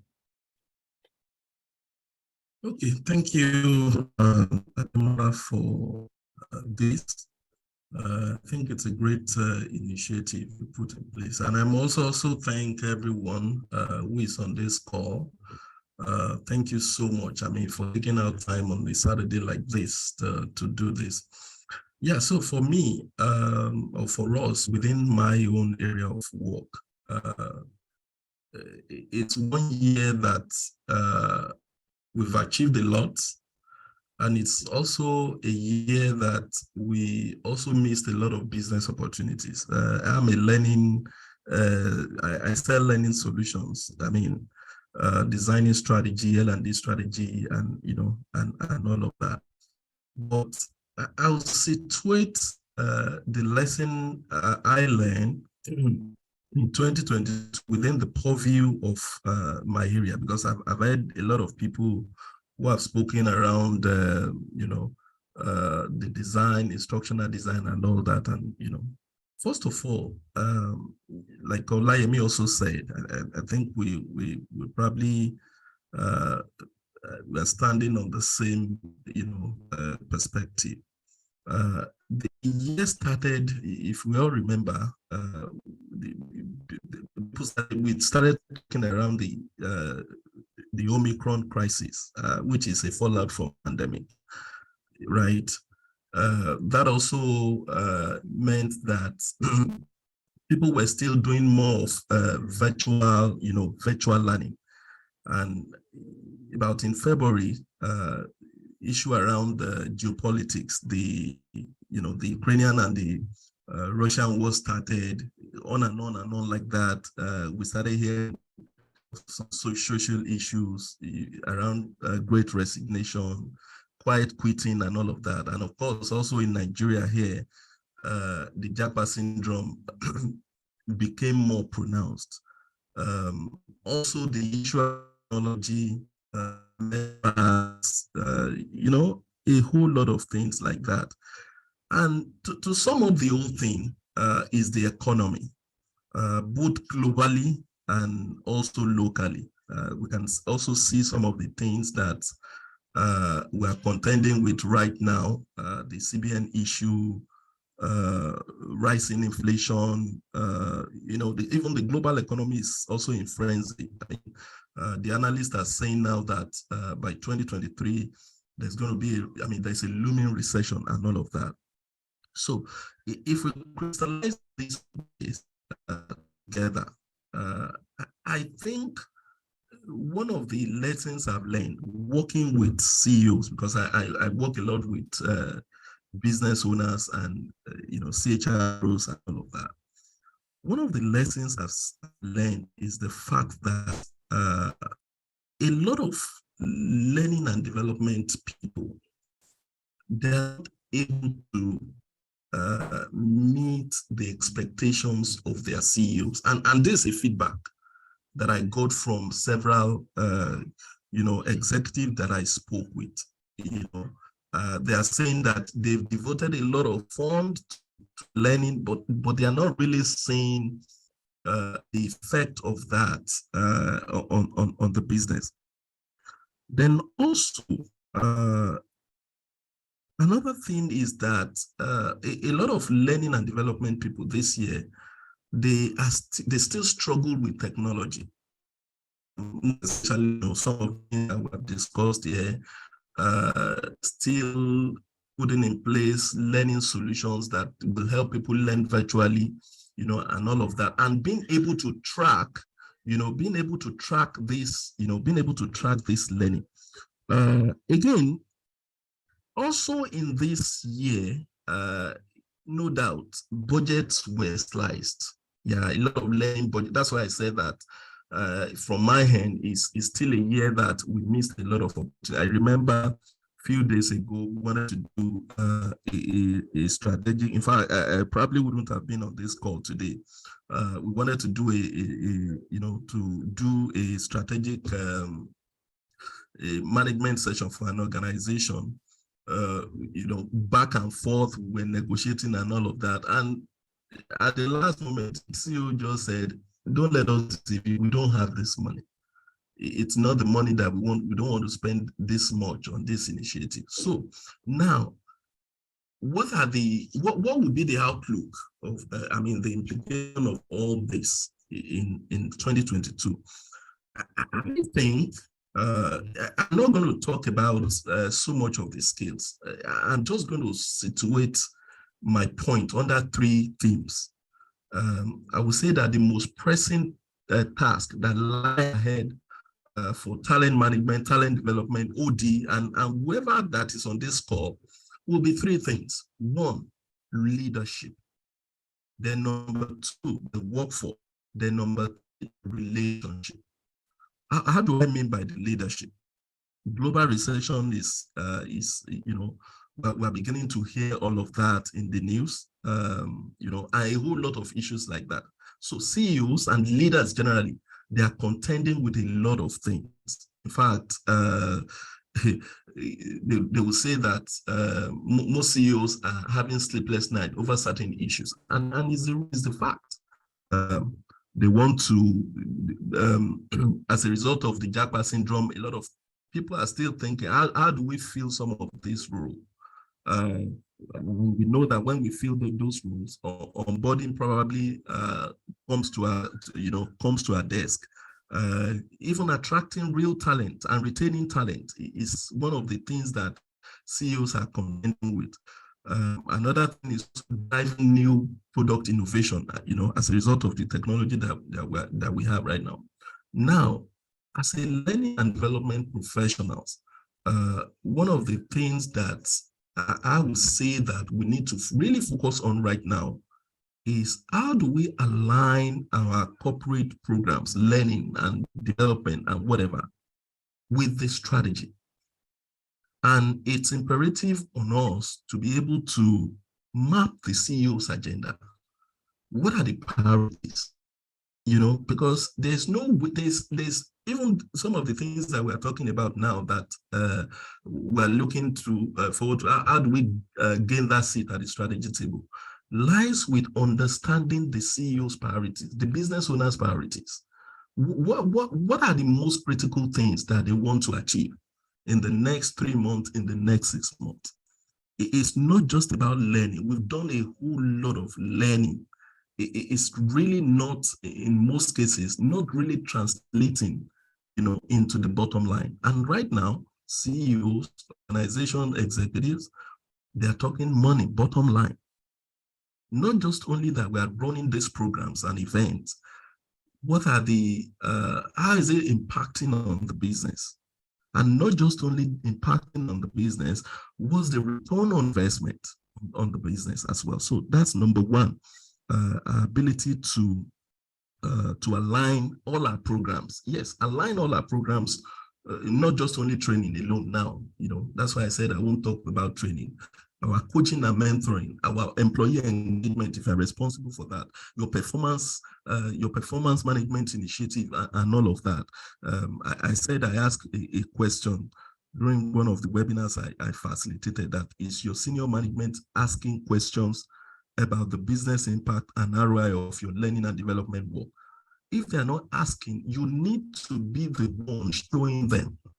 We must be the one to show them going forward in 2023. Is very, very imperative. I got a data sometimes ago by HR Drive that says that only 8% of CEOs see HCD's work. Only 8% of CEOs see HCD's business impact. Just 8%. And this was a research conducted by McKinsey. Yes. Then another thing also that I would talk about will be the workforce. Yes, because we need to look at these 3 things like a like legs on the stool. The leadership, the people, the workforce, the relationship that we build with stakeholders. I call it stakeholders. One, beyond the learning that we are talking about, I hope we all know that there are several other things. There are several other things within the learning bit that we can also implement beyond just the training.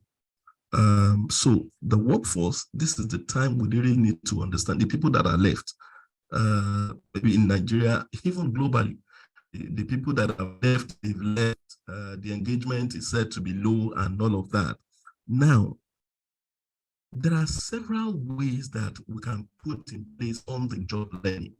There are several, ways beyond just looking at training on the job. In fact, if you look at our 70-20-10 model, it's often said that 70% of that learning comes on the job. This is now also, and I think it's Gabriel that talks about culture. Now, this is the time we also need to be thinking around creating a coaching culture and mentoring within our organization, right? We should begin to build our skills. How do we turn all our managers to coaches? How do we tool our managers to be able to use them as as coaches, for our people? Then job shadowing, because I'm just looking at beyond training that we need to, how do we begin to implement some of these things even within our organization? Stretch assignment. How do we make a case that someone that we've seen is potential should head a project?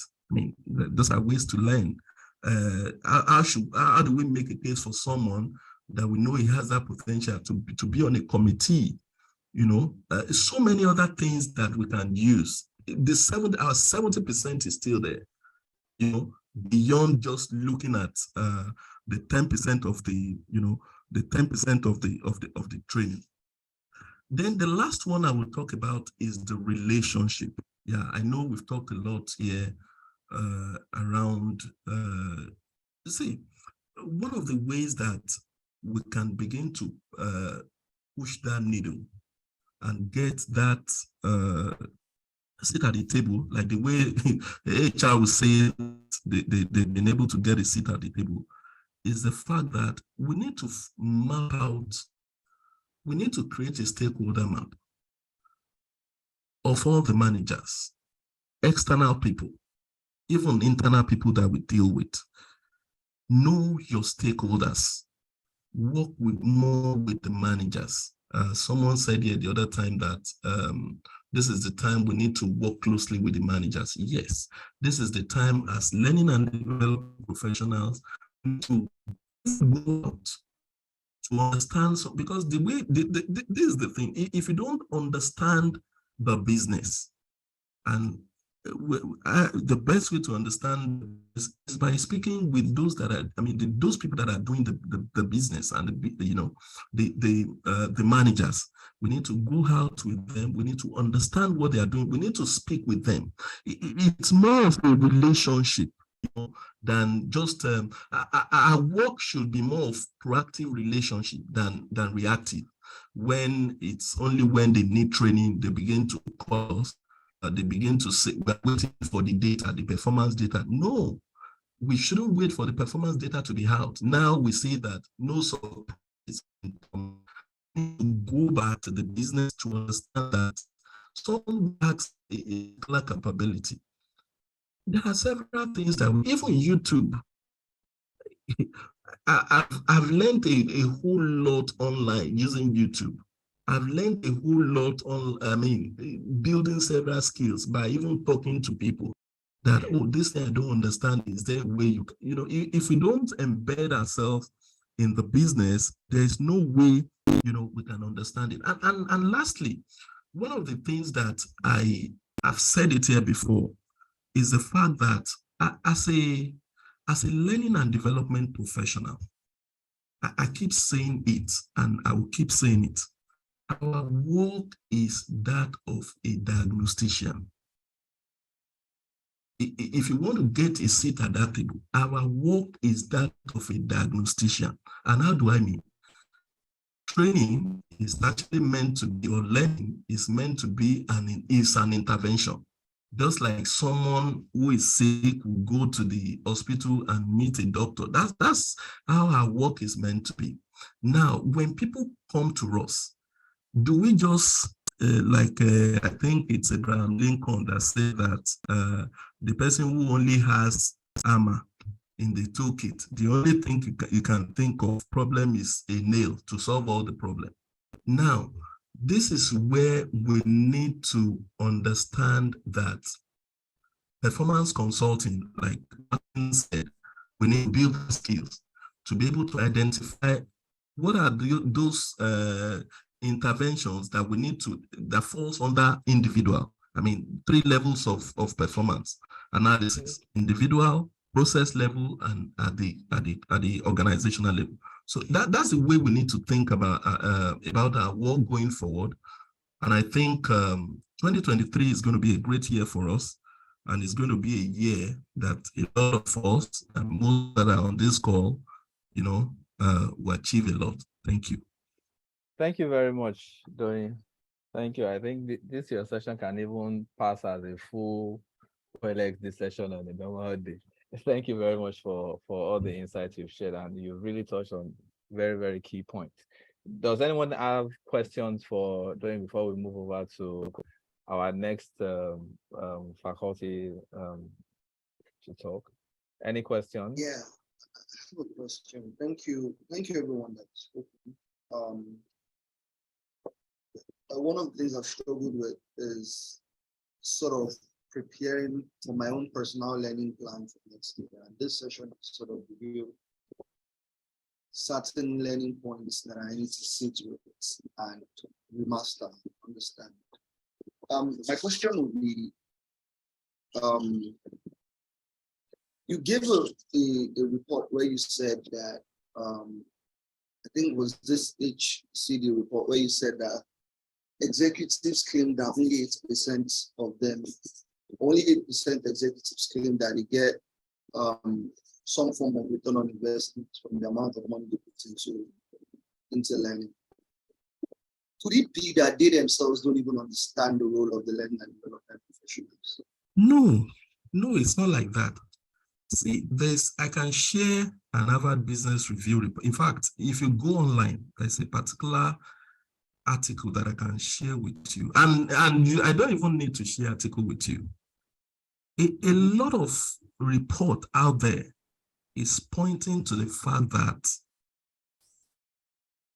learning, the amount of, or the time that people spend learning, the kind of learning that people have acquired over the years, it's really not translating on the job.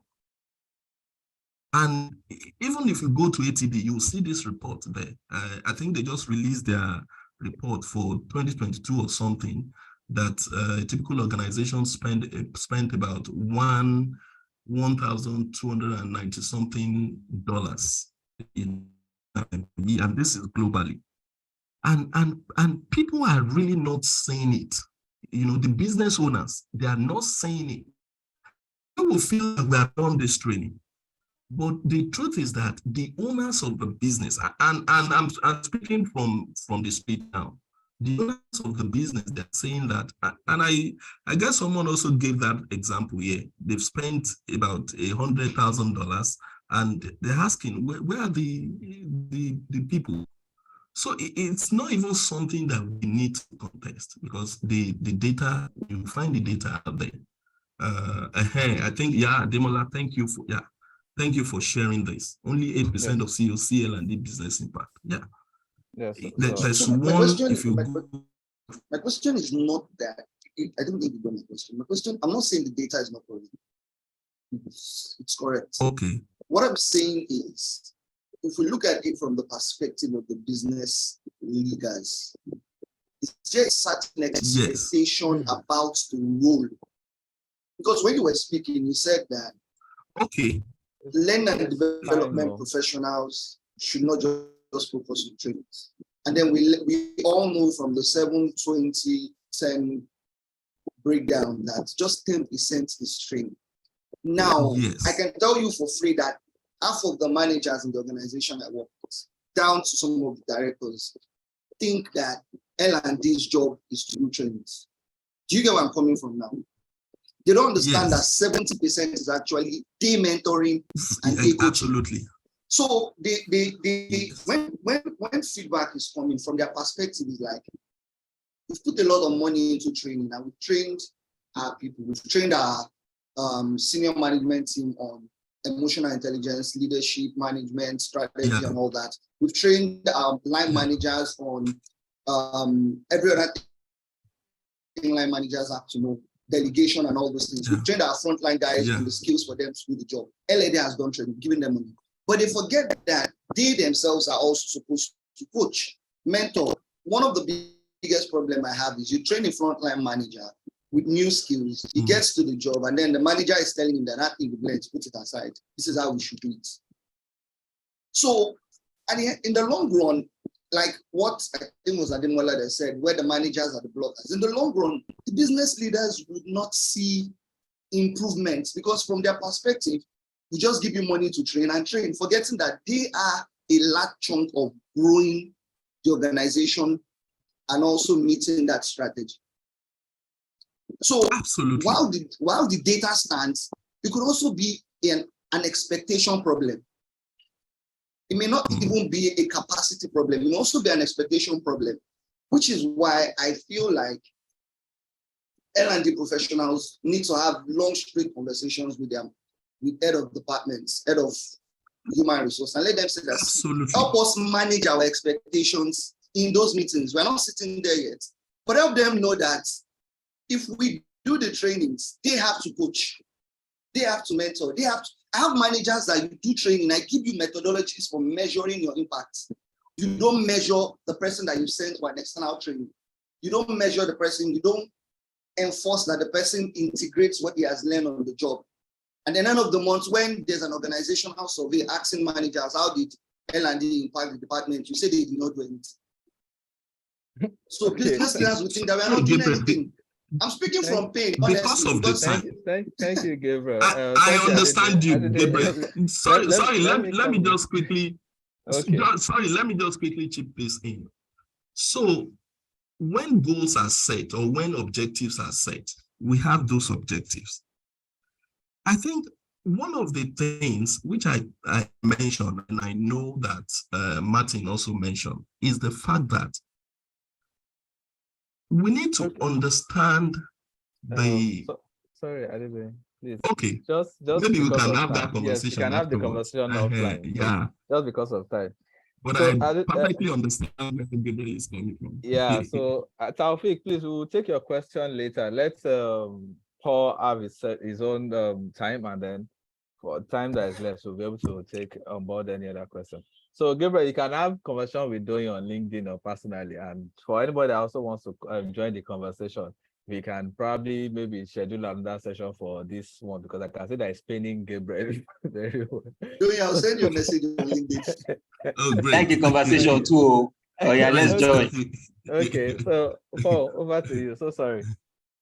No, it's okay. I think it's fine. We've learned a lot, I think, in this past 2 hours.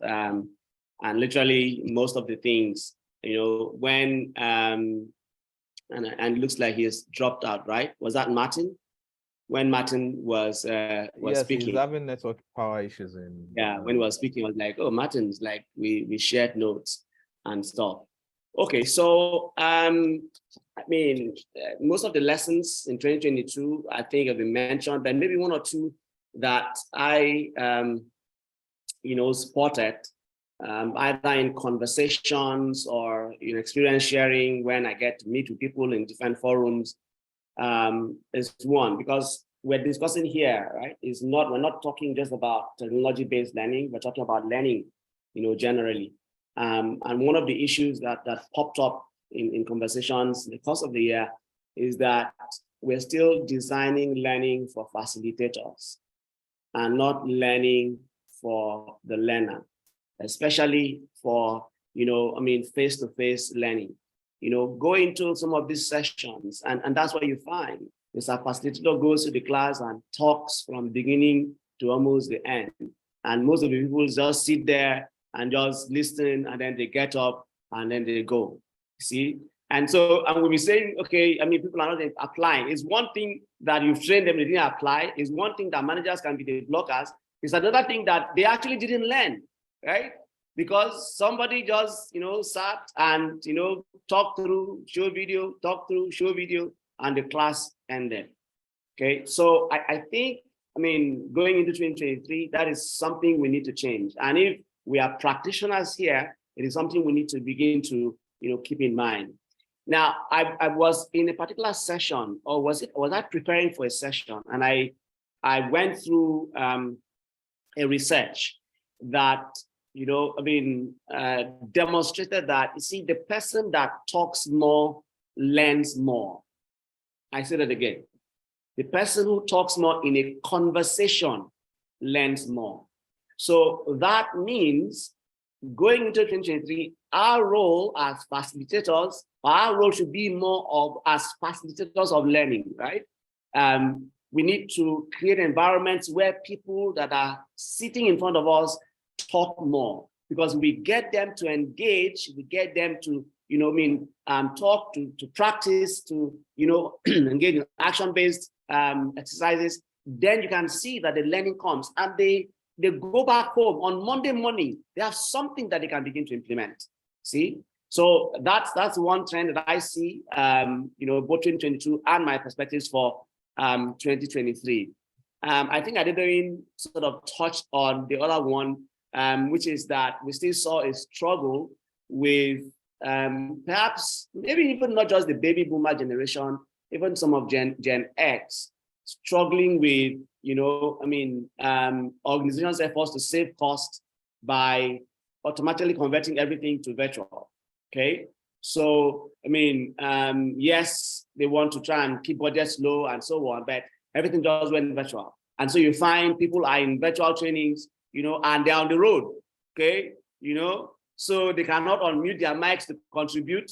If they mistakenly unmute their mic, you hear one, and things like that. So that was something else that I saw. People will come into these virtual sessions and they're not there. First, some people just connect and leave.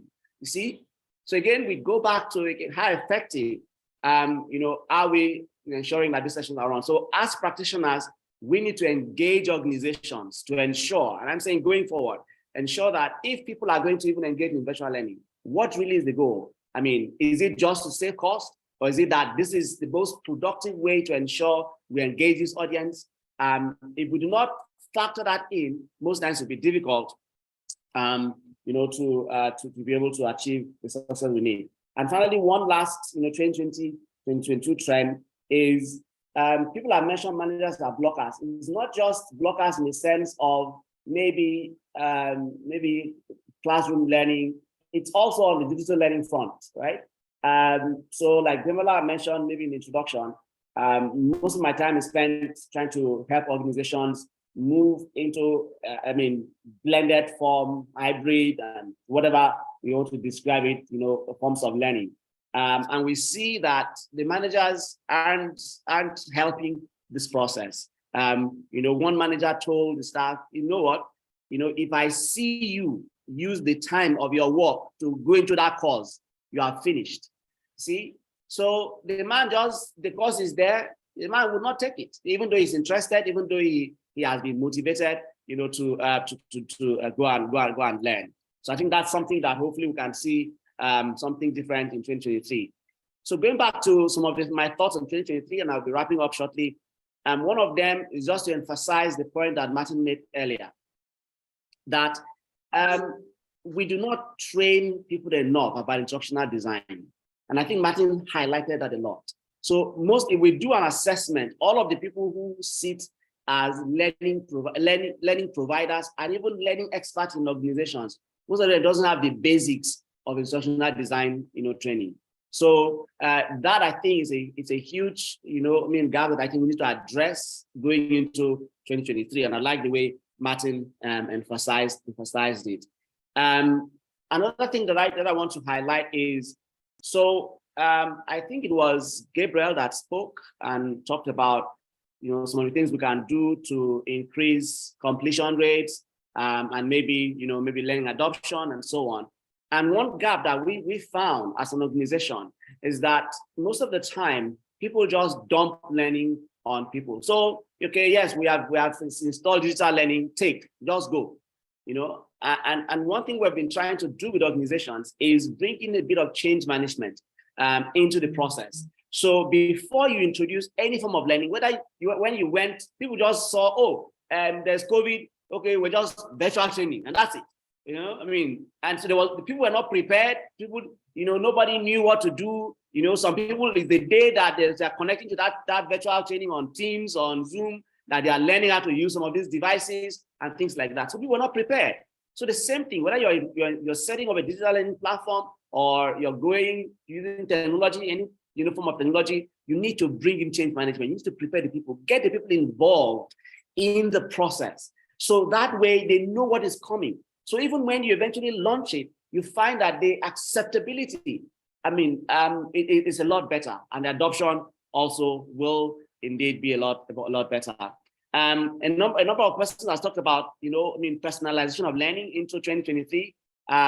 We are seeing also the need to develop what we call learning journeys, so that people see a journey of where they're heading. So beyond just, this is a platform, go and launch and begin to learn. I can see that a personalized journey has been designed for me. And that personalized journey includes some courses that I will take in maybe a classroom, some courses that I will take in a virtual session, and some courses that I will take online. But it's a journey that shows me that I've joined this organization as a young, individual, maybe someone who has some basic knowledge of project management, just to give an example. But I want to become an expert project manager or even program manager. So there's a journey that has been developed for me. So, and I see that journey as personalized, and I've been also contributed into developing that journey. So that will be a strong motivation to learn, in addition to the other reward things that we talked about. So I think there's a lot we can talk about, but just within the time, those are the things I will add. I believe that we need to continue to keep our minds open and our ears open and see what we can do to support this effort of making learning really have the impact that will drive commitment from CEOs and executives in investing in learning. Thank you very much, Paul. Thank you for the very concise explanation and your insight. And I really appreciate everyone that has joined this session. I think Adebowale has a question. It's 12:07. We're meant to round up by 12. So we'll just be able to entertain 2 questions before we round up, and we can enjoy the rest of the day. So Adebowale, your question, please. Yeah, actually, it's not a question, but it's what Paul raised his last few sentences about having a learning journey. And that's a very nice idea. If there's a platform that can onboard right from the get-go of me resuming my organization, and have this whole platform asking me where I can get a survey, where do I see myself in the next 2 years in this organization, and that will be able to tailor the type of learning.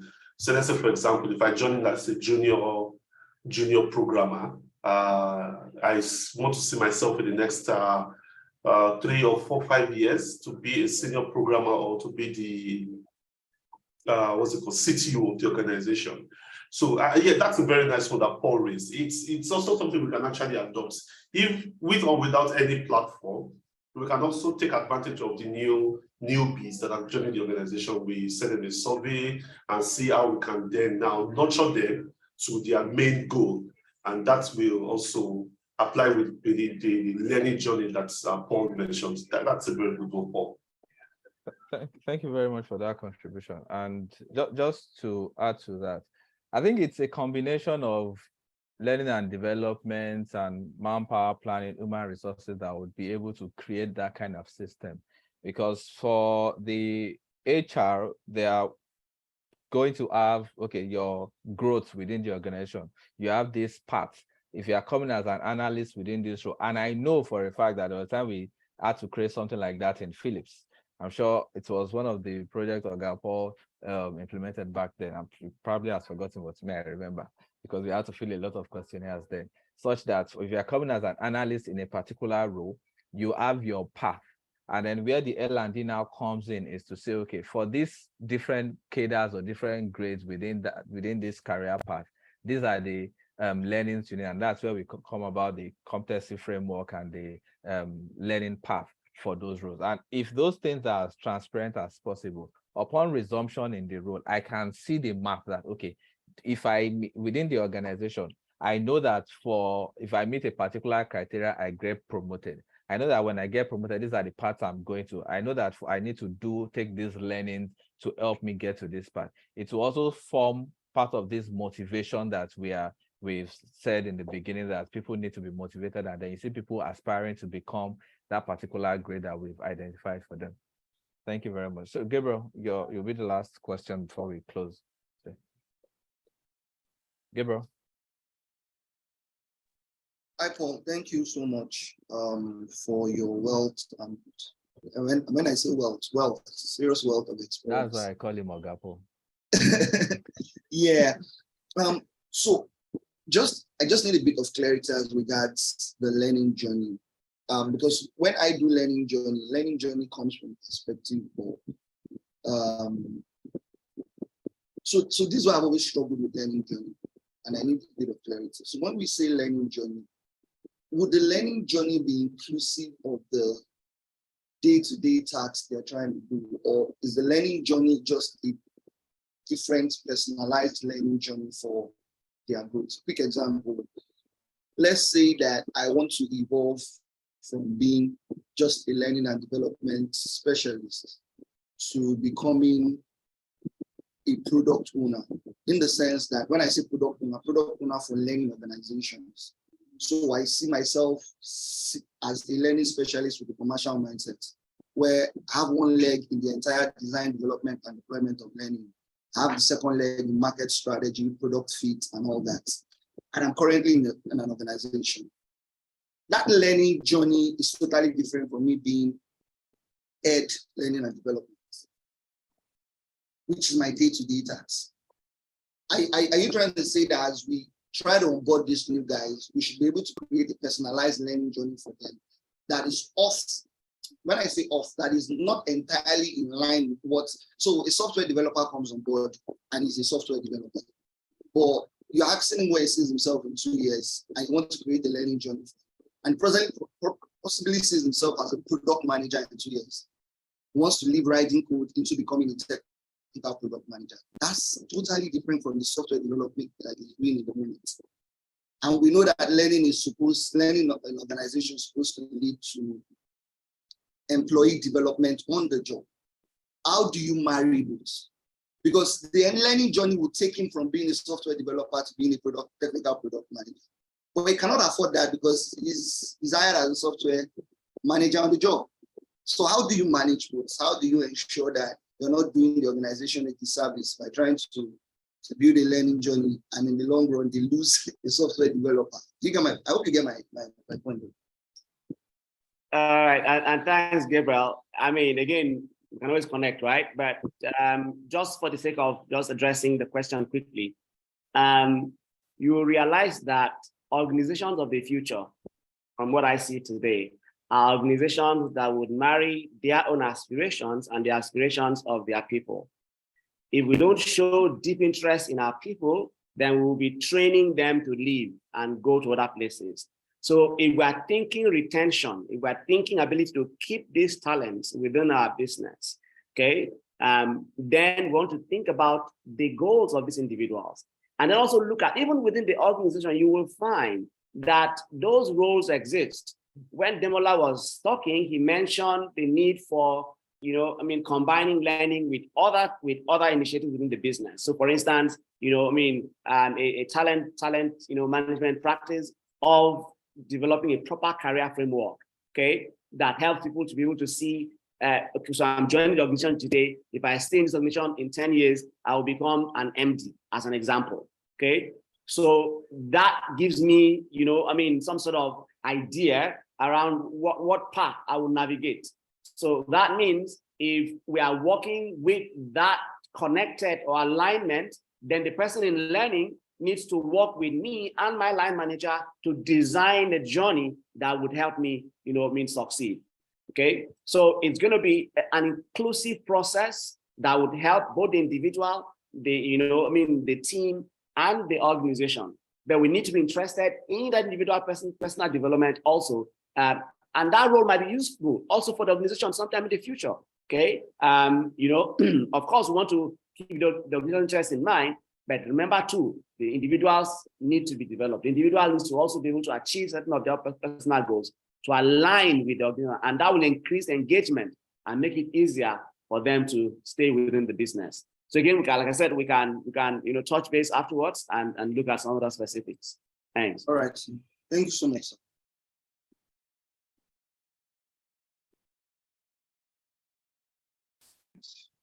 Thank you very much, Paul. Thank you very much, bro. I'm trying to quickly drop all the speakers' Instagram, LinkedIn link here for anyone who wishes to connect and also further engage them. I've shared everyone's LinkedIn link, so we can always connect with them. I'm trying to bring my own up so that I can share my LinkedIn link for those that have probably be interested in connecting with me. I think it's been a really, really insightful session for me personally. Let me just speak for myself. And I want to say a very big thank you to everyone the speakers especially, and everyone who has been able to stay with us even past our due time, which is 12 o'clock. And this, like I've said from the beginning, is the last OLXD session for the year. So we will be communicating the next schedule for 2023 later, maybe in January or maybe at the end of this year for everyone who is interested in joining. I think we've always emphasized or shared the fact that we are looking to have a physical conference in the course of 2023. And we are currently doing more like a needs analysis to understand what people are looking out for from a physical conference, for a TD or L&D physical conference. If you have not given your feedback to the questions, please click on the last link I just shared. Let me put a title to the link so that it's clear. So please click on the last link I just shared to provide your input and what you are looking out to gain from such a session. And just before we wrap up this session, I would like to officially announce that from the OLXD team, we would be issuing our first badge to all our faculty members. It's called the OLXD Champion Badge. This is a sample. My light is back. So let me see. We have a physical badge, OLXD Champion, that's Organizational Learning and Development Champion Badge, which we'll be dispatching to all our faculty. And a learning champion is somebody who not only goes out to learn, but also takes time to explain or motivate people to learn. And we can say that all our faculty members are worthy of the OLXD Champion Badge. So I will be engaging all the faculty members after this session to see how we can send it across to them. And for those outside Nigeria, Olayemi Martins and Aduloju, we would find a way to send it across to you so that whenever there is an HR, L&D, OD, TD gathering, you can proudly wear the OLXD badge and then confidently say that you are indeed a L&D professional, or not just a professional, but you are also a learning champion. So thank you, everyone. And just before we wrap up, does anyone have any question at all before we say goodbye we close this session and then say goodbye for the year? We will also be sharing, we will be uploading the videos later. This one we don't have slides, so we upload the video and I'll be sending to everyone who attended. And we'll be sending communications to our database in terms of probably things we learned in the course of the year, some tools that will probably come across or document that will come across. And I've also talked about the LinkedIn group, which was created to facilitate communication. If you have not joined the LinkedIn group, kindly join the LinkedIn group. What we try to do with the LinkedIn group is just to have that aggregated space where conversations can happen. I'm trying to also bring up the LinkedIn group link for anyone who has not joined. Oh yes, for everyone who has not joined the LinkedIn group. So you can please join the LinkedIn group. With there, we have people who have attended previous sessions. You can drop your comments, conversations, or anything you want to know with regards to L&D, and we have other people who will be willing to provide provide response and feedback. So any questions before we draw the curtain today? No questions? Okay, in the absence of any questions, I would like to say a very big thank you to Paul, thank you, Yemi, thank you, Adedoyin, thank you, Gabriel, thank you, Martins, thank you to all the speakers, and I will say a very big thank you to everyone that has joined. And I think it's good to say good. Olaide just raised up his hand. Olaide, do you have a question just before we Yeah, close? thank you very much and all the faculty for putting this together. Yeah, I want to request that because I could see that you have quite a number of things in the chat, exactly the link to the faculty. We can please include that in the mail so that we connect with them. Okay, awesome.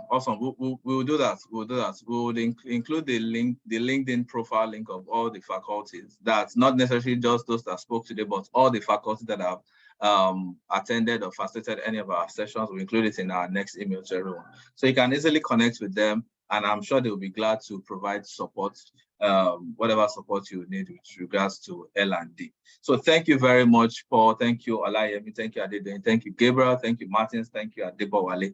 And to everyone that have joined, thank you. I wish you all a great weekend, a great week ahead, and Merry Christmas and Happy New Year in advance.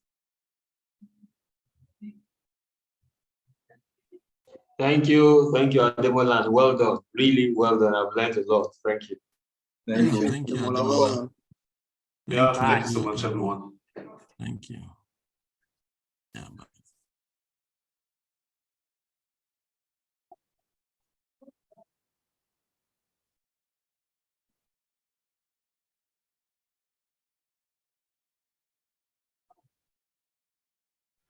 Yeah, Demola, please accept my request on that your LinkedIn platform.